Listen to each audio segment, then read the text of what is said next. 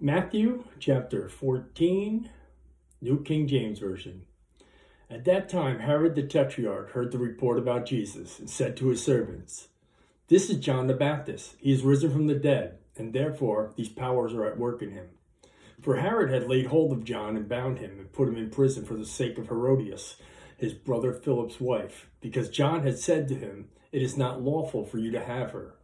And although he wanted to put him to death, he feared the multitude because they counted him as a prophet. But when Herod's birthday was celebrated, the daughter of Herodias danced before them and pleased Herod.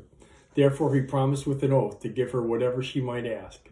So she, having been prompted by her mother, said, "Give me John the Baptist's head here on a platter." And the king was sorry. Nevertheless, because of the oaths and because of those who sat with him, he commanded it be given to her. So he sent and had John beheaded in prison. And his head was brought on a platter and given to the girl, and she brought it to her mother.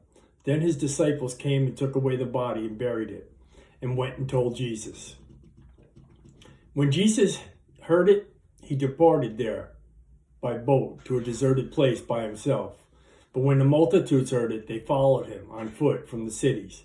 And when Jesus went out, he saw a great multitude, and he was moved with compassion for them, and healed all their sick.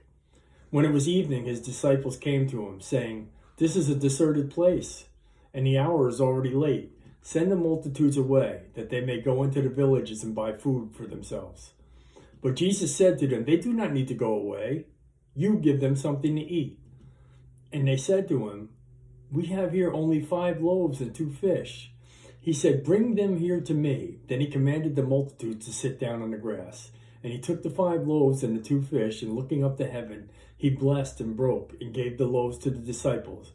And the disciples gave them to the multitudes. So they all ate, and all were filled.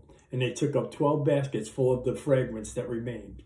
Now those who had eaten were about 5,000 men, besides women and children. Immediately Jesus made his disciples get into a boat, and they go before him to the other side. Well, he sent the multitudes away.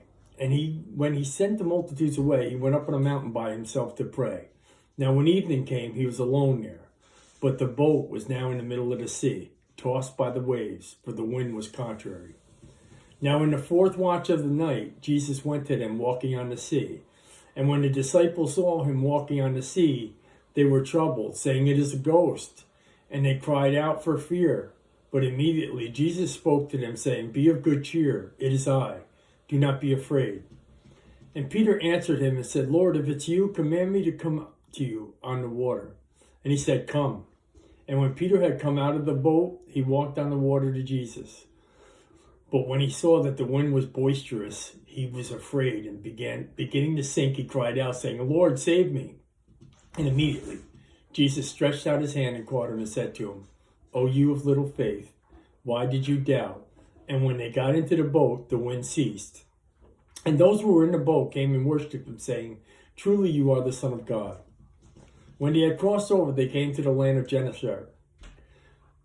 And when the men of that place recognized him, they sent out into all the surrounding region and brought to him all who were sick, and begged him that they might only touch the hem of his garment.